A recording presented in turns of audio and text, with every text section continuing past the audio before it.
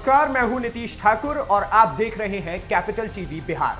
बिहार में सिपाही भर्ती परीक्षा युवाओं के सपनों की परीक्षा होती है और उसी परीक्षा में फिर सामने आया है धांधली का बड़ा खेल।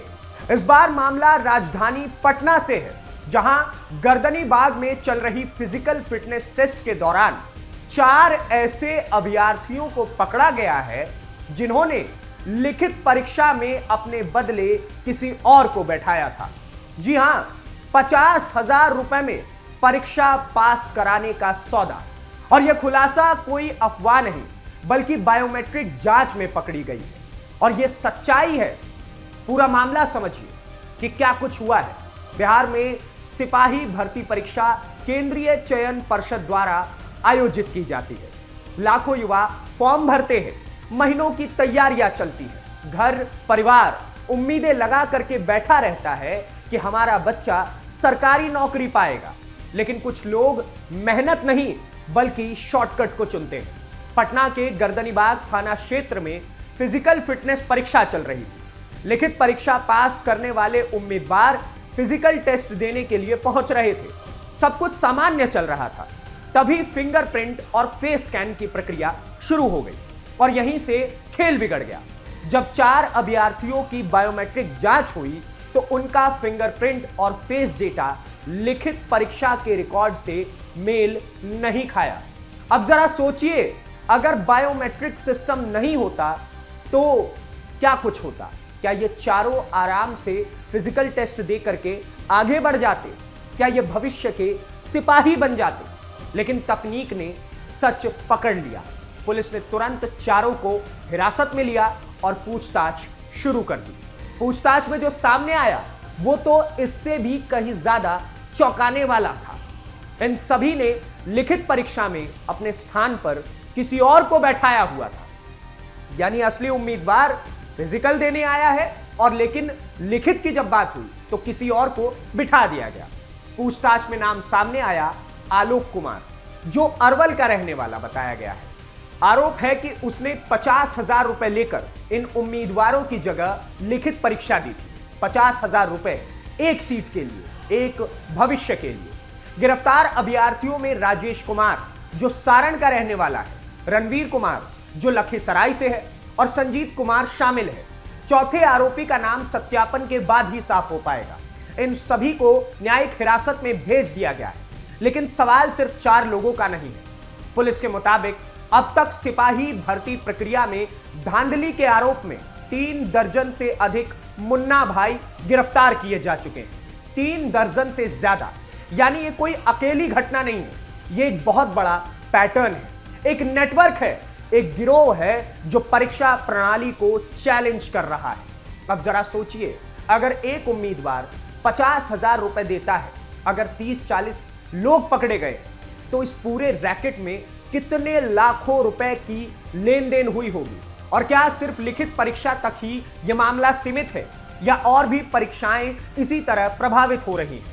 यह मामला सिर्फ धोखाधड़ी का नहीं है, यह उन लाखों मेहनती युवाओं के साथ धोखा है जो दिन रात पढ़ाई करते हैं और मेहनत करते हैं। जब कोई पैसे देकर परीक्षा पास करता है तो वो सिर्फ एक सीट नहीं चुराता, वो किसी और के सपने को छीनता है जिस पर उस व्यक्ति का अधिकार था। अब बात करते हैं उस बायोमेट्रिक सिस्टम की जिसने इस खेल का पर्दाफाश किया। फिंगरप्रिंट और फेस स्कैन, यही वो 2 तकनीकें थी जिन्होंने सच्चाई सामने लाई। लिखित परीक्षा के दौरान जो बायोमेट्रिक डेटा लिया गया था वो फिजिकल के समय मिलान नहीं किया गया और यही गड़बड़ी पकड़ी गई। इससे एक बात साफ है, सिस्टम में सुधार तो हुआ है, लेकिन यह भी सच है कि गिरोह की तकनीक को चकमा देने की कोशिश लगातार चल रही है। अब पुलिस पूरे नेटवर्क की जांच कर रही है। सवाल है, क्या आलोक कुमार अकेला था या उसके पीछे कोई बड़ा गैंग है? क्या यह संगठित रैकेट है जो अलग अलग जिलों में उम्मीदवार तलाशता है? पुलिस की जांच अब सिर्फ इन 4 तक सीमित नहीं रहेगी। मोबाइल कॉल डिटेल, पैसों का ट्रांजैक्शन, बैंक अकाउंट, ये सब खंगाले जाएंगे। यह भी संभव है कि इस गिरोह के तार दूसरे राज्यों तक जुड़ सकते हो, क्योंकि परीक्षा माफिया अक्सर सीमित नहीं रहते। वे एक सिस्टम बना लेते हैं, एजेंट, सॉल्वर और फर्जी दस्तावेज का नेटवर्क। यह पहली बार नहीं है जब बिहार में भर्ती परीक्षा में धांधली सामने आई हो। हर बार परीक्षा के बाद कुछ चेहरे पकड़े जाते हैं, हर बार मुन्ना भाई शब्द सुर्खियों में आ जाता है। लेकिन सवाल है, क्या सख्त कार्रवाई से यह खेल रुकेगा? इस बार एक अच्छी बात यह है कि बायोमेट्रिक सत्यापन ने गड़बड़ी को पकड़ लिया। अगर यह तकनीक ना होती तो ये चारों शायद सिपाही बन चुके होते। और सोचिए, अगर शुरुआत ही धोखाधड़ी से हुई है तो ये आगे चलकर सिपाही बन जाते, कानून की रक्षा कैसे करते? ये बहुत बड़ा सवाल है। यह मामला सिर्फ परीक्षा का नहीं, यह कानून व्यवस्था की नींव का मामला है। सिपाही भर्ती का मतलब है पुलिस बल में नई भर्ती। अगर उसी भर्ती में फर्जीवाड़ा होगा तो जनता का भरोसा कैसे बन पाएगा? अब देखना होगा कि पुलिस जांच कितनी गहराई तक जाती है। क्या सिर्फ उम्मीदवार और सॉल्वर पकड़े जाएंगे या एजेंट, दलाल और पूरा गिरोह सामने आएगा? पुलिस का कहना है कि 3 दर्जन से ज्यादा लोग अब तक पकड़े जा चुके हैं। इसका मतलब साफ है, जांच चल रही है और कार्रवाई हो रही है। लेकिन साथ ही यह भी बताता है कि परीक्षा माफिया अभी भी सक्रिय है। बिहार जैसे राज्य में सरकारी नौकरी का बहुत बड़ा महत्व है। एक सिपाही की नौकरी सिर्फ रोजगार नहीं बल्कि सामाजिक सम्मान भी देती है। ऐसे में जब 50,000 में लिखित परीक्षा पास कराने का सौदा होता है तो यह पूरे सिस्टम के लिए खतरा बन जाता है। अब सवाल यह भी है, क्या उम्मीदवारों के परिवारों को इस धांधली की जानकारी थी? क्या यह सब कुछ दबाव में किया गया एक फैसला था या लालच में किया गया एक बहुत बड़ा फैसला? इन सवालों के जवाब जांच में सामने आएंगे। फिलहाल चारों आरोपियों को जेल भेजा जा चुका है। आगे अदालत में सुनवाई होगी। अगर आरोप साबित होते हैं तो उन्हें सख्त सजा मिल सकती है और संभव है कि भविष्य में किसी भी सरकारी भर्ती से उन्हें प्रतिबंधित भी कर दिया जाएगा। कैपिटल टीवी इस पूरे मामले पर नजर बनाए हुए है, क्योंकि यह सिर्फ 4 लोगों की गिरफ्तारी की बात नहीं है। यह सिस्टम बनाम माफिया की लड़ाई, यह मेहनत बनाम पैसे की ताकत की लड़ाई।